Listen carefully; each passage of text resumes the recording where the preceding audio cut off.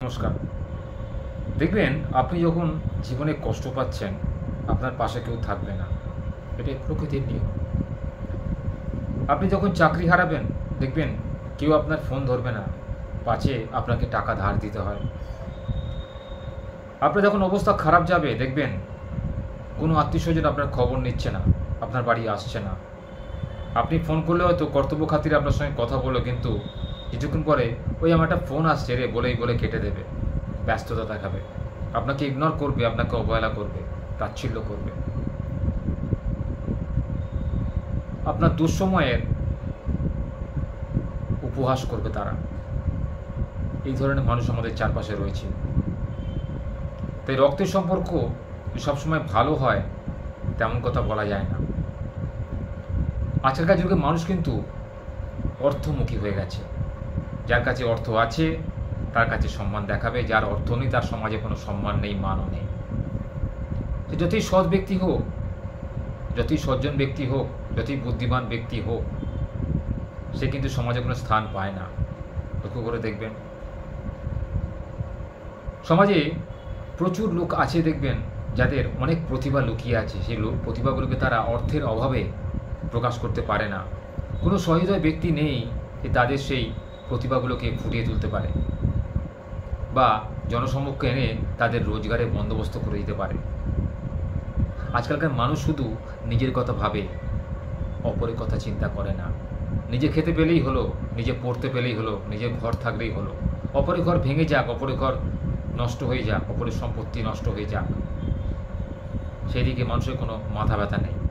শুধু নিজের টাকা রোজগার করলেই হলো। মানুষ আজকাল টাকা রোজগারের একটা মেশিন হয়ে দাঁড়িয়েছে। আর্থসামাজিক বন্দোবস্ত আমাদের সমাজে এমনই, কারো কাছে প্রচুর অর্থ, আবার কারো কাছে রোজ খাওয়া পড়ার জন্য অর্থ থাকে না, অর্থাৎ কোনো রকমের দিন গুজরানো হয়। এরকম লোকও সমাজে রয়েছে। আবার কেউ কেউ ভিখারি। যার কাছে প্রচুর অর্থ আছে তারা সমাজে আজ বিত্তবান মানুষ বলে পরিচিতি পায়। তাদেরকে সমাজ মাথায় তুলে রাখে। তারা যতই অপরাধ করুক না কেন, তার অর্থ আছে বলে তার মানও আছে। আর আপনি অনেক ভালো কাজ করলেও দেখবেন সমাজ আপনাকে পুঁজবে না, সমাজ আপনাকে জিজ্ঞেস করবে না যে আপনি খেতে পেলেন কি না, আপনার সমস্ত কাজ ঠিকঠাক চলছে তো, এই কথাটুকু কেউ জিজ্ঞেস করবে না। উল্টে আপনার যদি একটু অবস্থা ভালো হয়, ভগবানের আশীর্বাদ যদি আপনার ভালো চাকরি হয়, ভালো ব্যবসা হয়, উন্নতি করেন, দেখবেন 5টা লোক আপনাকে প্রশ্ন করবে কি করে হলো। এই তো আমাদের মানুষের চরিত্র। এই ধরনের লোকের থেকে সবসময় নিজেকে দূরে রাখবেন।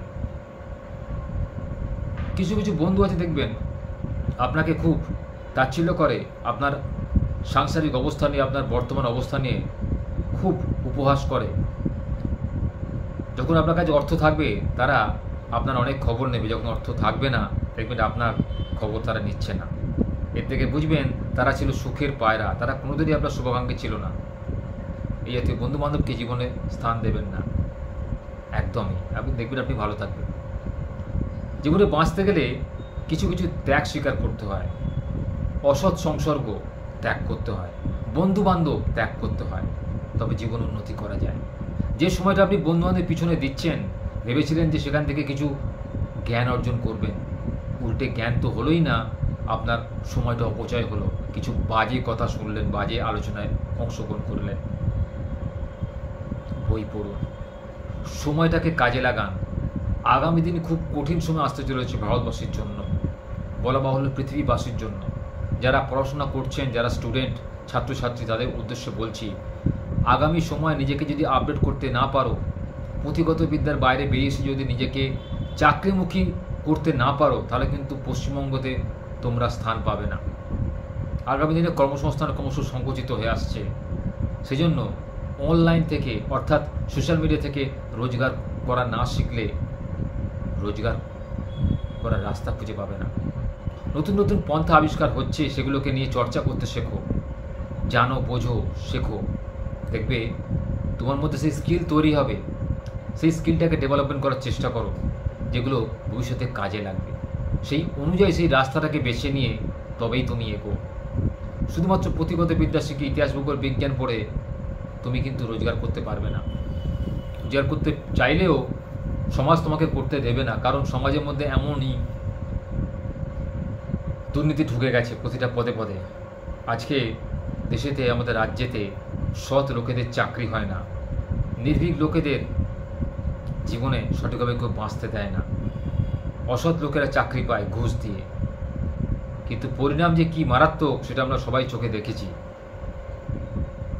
তাই জীবনে কঠিন সিদ্ধান্ত নেওয়ার আগে অবশ্যই 5 বার ভাবো, চিন্তা করো যে আগামী দিনে কি আসতে চলেছে, তুমি কোন লাইনে চলেছ, তোমার লাইনটা কি আদৌ ঠিক, রাস্তাটা কি আদৌ সঠিক নাকি ভুল। নিজেকে উপলব্ধি করতে শেখো, নিজেকে জানো, বোঝো। হয়তো সময় নষ্ট না করে যে রাস্তা নিয়ে তুমি চলেছ সেই রাস্তায় চলার চেষ্টা করো।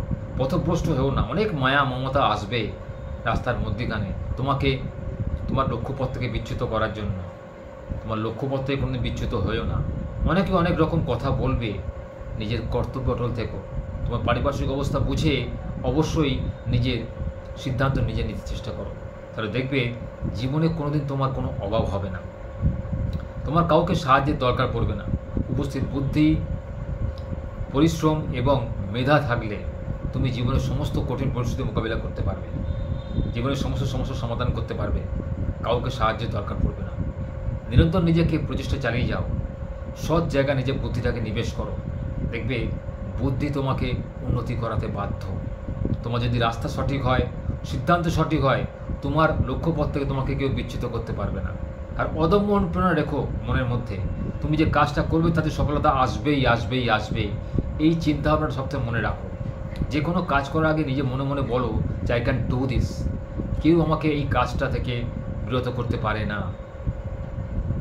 এই কথাটা মনের মধ্যে এলে তবেই কিন্তু জীবনে তুমি উন্নতি করতে পারবে, নাহলে কিন্তু তোমাকে অনেকে ওপর থেকে নিজে নামিয়ে দেবে। বর্তমান সমাজে এমন লোকের কিন্তু অভাব নেই। তো বন্ধুরা, জীবনে সঠিকভাবে বাঁচতে গেলে, মাথা উঁচু করে বাঁচতে গেলে, মানুষের মতো বাঁচতে গেলে মানুষের পাশে থাকার চেষ্টা করো, নিজেকে আপডেট করো, সৎ সংসর্গে মেশো, তাহলে দেখবে জীবনটা তোমার কাছে একটা উজ্জ্বল জ্যোতিষ্কের মতো